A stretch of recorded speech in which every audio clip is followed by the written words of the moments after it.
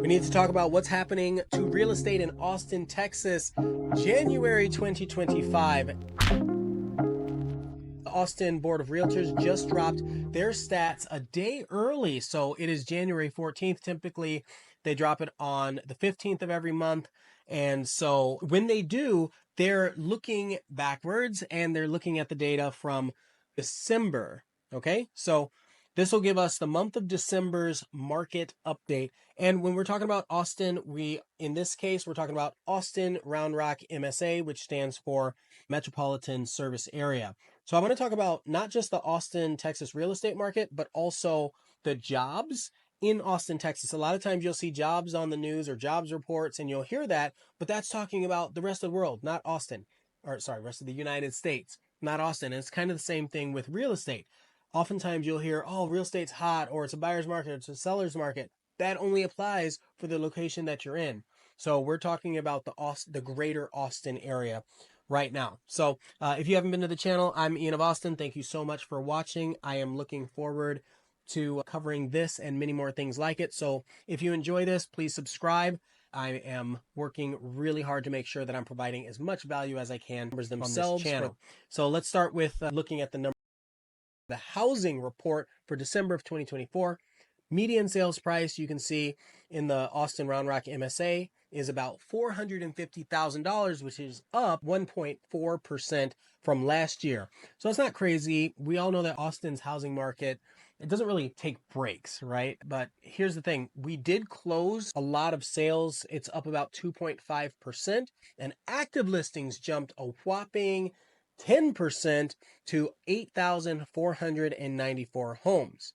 And so what does that mean for you? That you have more homes to choose from, but prices are still kind of creeping up a little bit. So supply is improving. We have 3.8 months of inventory right now, but we're not quite at what would be considered a buyer's market level yet, right? Which is really interesting because we know that there's a lot of inventory, but if you compare that to other places and what historically would be considered a buyer's market, we're still not really there in Austin, Texas.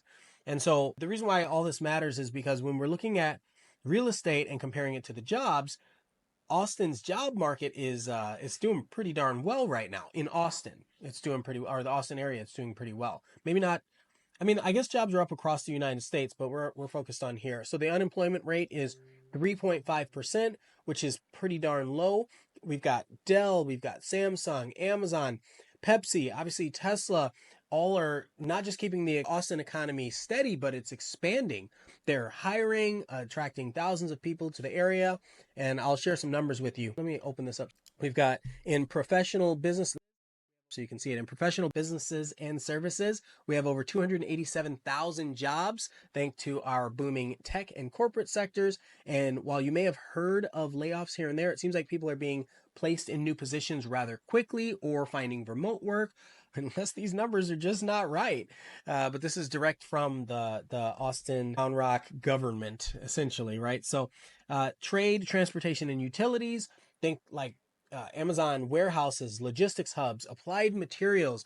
This sector has over 214,000 people, up 2% year over year. And then with education and health services, we have over 165,000 jobs, and this sector is up 3.4%. So you've got schools, hospitals, health tech companies, and they're all key players in this. So for housing, how this impacts you is that they go hand in hand. And so we have more jobs available. We have more people moving here, and more people moving here means more demand for homes.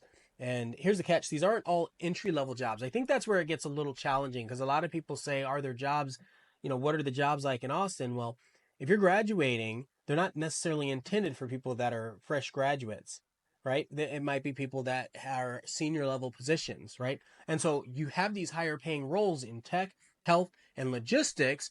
And so you'll see an uptick for demand in homes that are ranging in the higher price point. So let's say based on this median price point, we're talking like 400,000 to multiple millions, right? Because you're looking at the different levels of management and everything.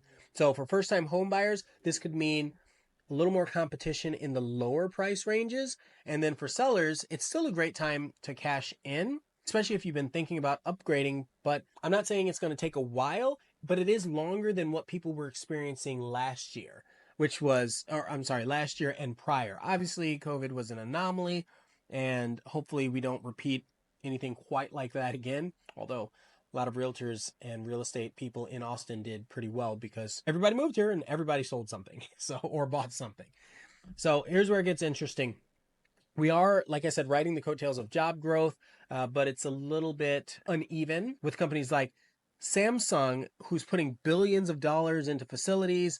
Amazon's expanding, like all these companies are expanding, but they're not necessarily focused on short term. They're more focused on long term. So you might not see the direct impact today, but fast forward 2 years, 4 years, 7 years, and this place, everybody who's invested here should see some direct benefit. And so that's sustained growth. And that's what you really want to see in an area like this. That's what historically Austin's been about, that slow, sustained growth while still remaining affordable. And so while we may have lost a little bit of, like taken a little bit of a hit in that affordability, our sustainable growth is still exactly where we need it to be. One thing that a lot of people don't talk about is if the growth is happening, the jobs are happening, people are still moving here, or get back to the point where they're moving here pretty heavily, is the infrastructure. And so if you look at Taylor, Texas right now, where they're putting the Samsung plant, the infrastructure is having a challenge, right? They have to build all new highways and things like that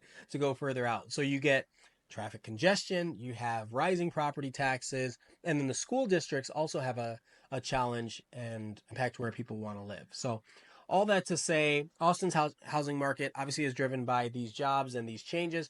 And right now, jobs are doing well. So if you're planning to buy, sell, invest, keep an eye on where the companies are expanding and where workers are moving. And that kind of gives you an insight to where we think Austin's going to go. I've always been bullish on corridor areas like 290 going to Houston, 35, which is Mexico, San Antonio, Austin, Temple, Waco, up to Dallas. But we have some offshoots as well, like this Taylor thing because of Samsung.